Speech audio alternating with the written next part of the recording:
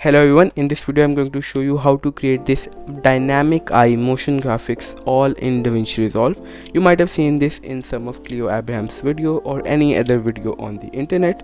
In my opinion, this is one of the best motion graphics you can add to your video to make it a little bit more interesting. So without any further ado, let's hop right into Davinci Resolve. The first thing you're going to do is grab a fusion composition and put it in your timeline. Change its length to however long you want it to be, and then open this in the fusion page. Once you're in the fusion page, just go over here and grab a background node.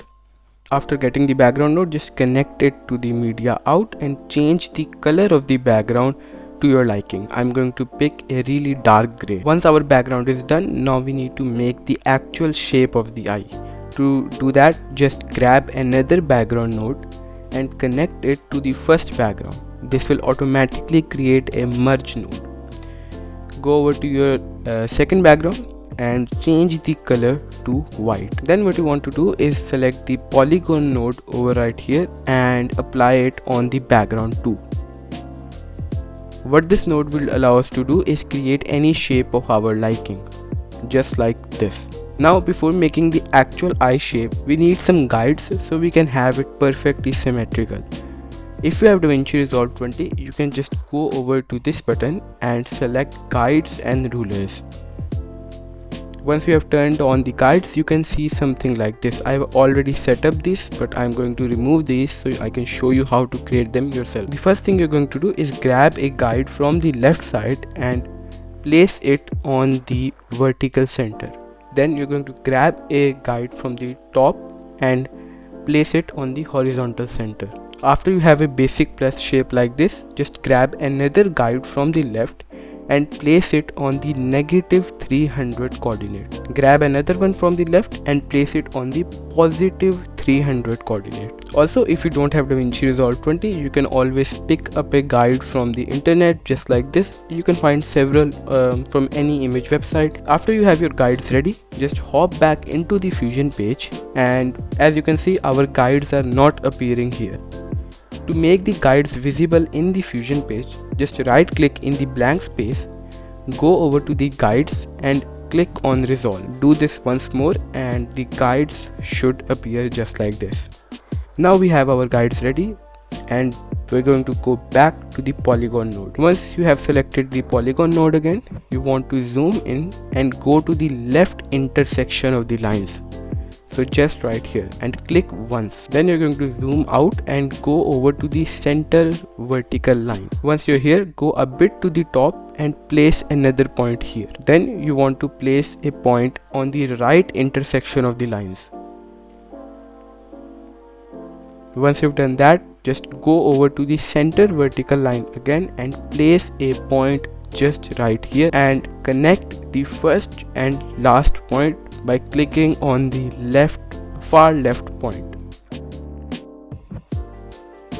Once you have done this, as you can see, this doesn't really look like an eye shape. So what you want to do is select all of these points just like this. Go over to the top bar and select this smooth button. Again, this will change the shape, but this also doesn't look like much of an eye.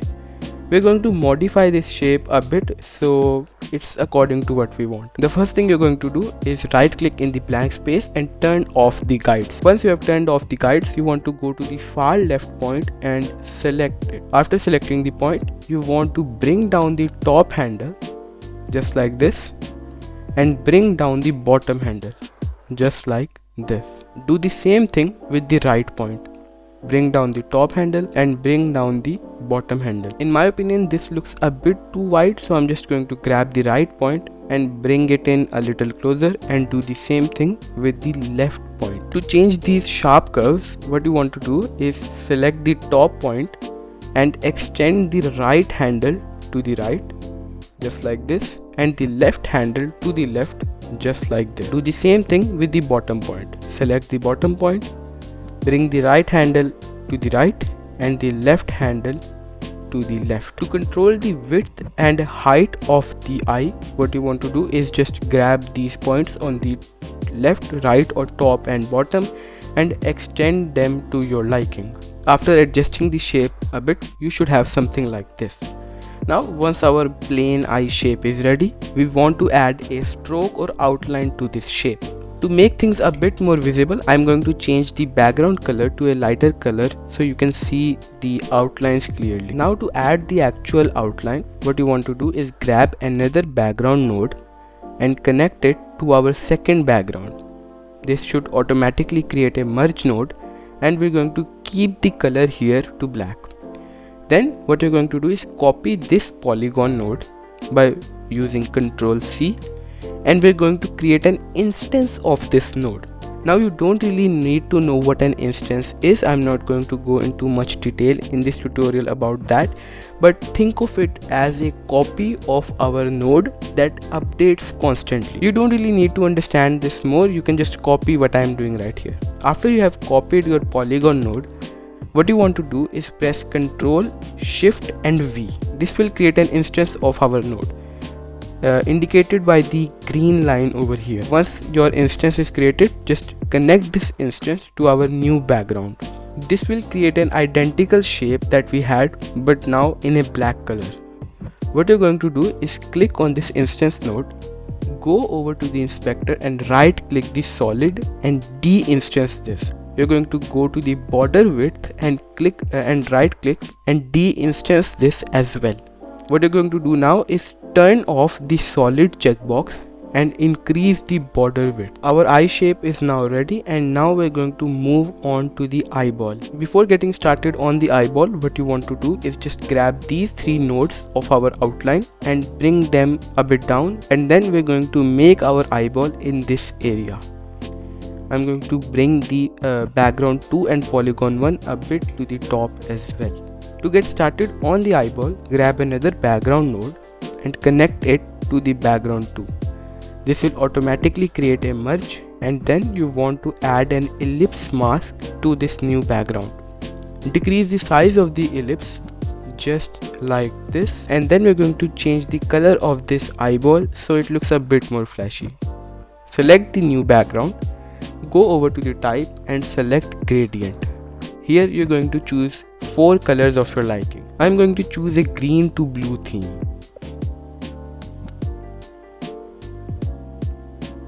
Now your gradient might not be perfectly visible here. To change that, just select the point on the far left, bring it in a little closer, and select the point on the far right and bring it in a little closer as well. Once your gradient is ready, what you want to do is head over to the background node and press Shift plus space. This will open up the node menu. You can type any node you want and select it from right here. Just go over and type glow and add it to the background node. As you can see, it's a bit too much, so you're going to decrease the glow and increase the glow size a bit. Don't increase this too much as it will look weird. Once our gradient is ready, we also want to add an outline to this. To add an outline, grab a background node and connect it to the glow. This will automatically add a merge node. Then just like before, we're going to use an instance. And again, you don't really need to know anything about instances, just copy what I am doing right here. Select your ellipse node, copy that and press Ctrl, Shift and V to create an instance. Connect that instance to your new background. Go over to your new instance, head over to the right panel and right click the solid option. De-instance this. Head over to the border width and de-instance this as well. Then you're going to turn off the solid checkbox and increase the border width just like this. Once that is done, we're going to select all of these nodes here and move them a bit to the right. And now we're going to head over to making the pupil. Grab a background and add it to the merge 4. This will automatically create a new merge. Just move it right here and apply an ellipse mask to this. We have a black circle going on over here. Decrease the size of this circle just like this. We don't want it to be too big. Once that is done, our eye shape, eyeball and pupil are ready, and we just need to add a bit more detail. You're going to click on your new background, which is basically our pupil, add another background node and apply another ellipse mask to this new background. Change the color of this new background to white. Decrease the size of the circle just like this. Zoom in a bit and place this circle on the top left of the pupil.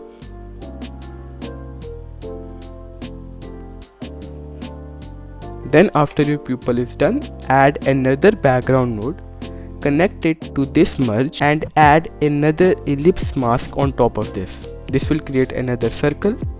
Decrease the size of this circle and place this on the top left of the eyeball, just like this, and change the color of this background to white as well. And now our eye is basically ready and we just need to animate this. Before animating, I am also going to change the background color back to a dark gray. Okay, so the first animation we're going to do is the eye actually opening. Click on the polygon node and go over to the first frame. Keyframe the right click here for shape animation option. Once you have clicked the keyframe diamond, just go over to the 25th frame and keyframe there as well. You're going to head back over to the first frame, grab the top point of our polygon and bring it down while holding shift just like this until it looks like a single curved line. But there's an issue. While our eye is opening, the eyeball doesn't really stay in that shape. We want it to be enclosed in the shape of the eye. To do that, just go over to the merge 3, go over to the right panel and change the operator to atop. What this basically does is enclose our eyeball in the eye shape, as you can see right here. To smoothen this out, we're going to select our polygon node, click on the spline tab and select polygon polyline. Once you have selected that, I'm going to expand my spline tab and click on this button to full screen the graph. Once your graph is like this, you're going to select both of these points, right click on the blank area, select ease and out cubic. You will see two handles pop up and we're going to change the left handle. You can just copy what I'm doing right here. Once that is done, you can close the spline tab and bring the viewer back just like this, and you will see how much smoother it is.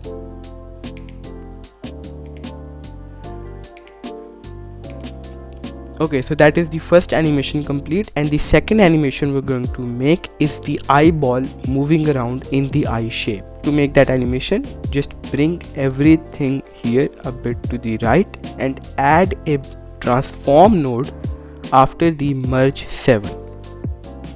This will allow us to control the movement of our eyeball within the eye shape. To animate using this transform node, just head over to the 30th frame, keyframe the center X and Y, move 20 to 25 frames ahead and change the location of the eyeball to where you want it to be. I want it to be in the top right. Once you have done that, when you play it back, you can see that the eyeball will move to the top right of the eye shape. You can animate the eye to any location of the eye shape using this transform node. Then you're going to head over to the spline tab again, select your transform full screen to see this graph, and then select both of these points, right click and click on ease and then in out cubic. Then you're going to press T on your keyboard. This will show you these two options, ease in and ease out. Increase the ease in to around 50 and the ease out to around 40. Once you have done that, you can close the spline tab and see how much smoother the eyeball animation has gotten. Again, using this transform, you can animate the eyeball to any location you want. And there you go, you can create this dynamic eye animation in Davinci Resolve just like this. Thanks a lot for watching. I hope you liked this tutorial. I actually had to record this the second time because OBS messed up the previous recording. Subscribe for more tutorials like these so you don't miss out on more stuff that I post.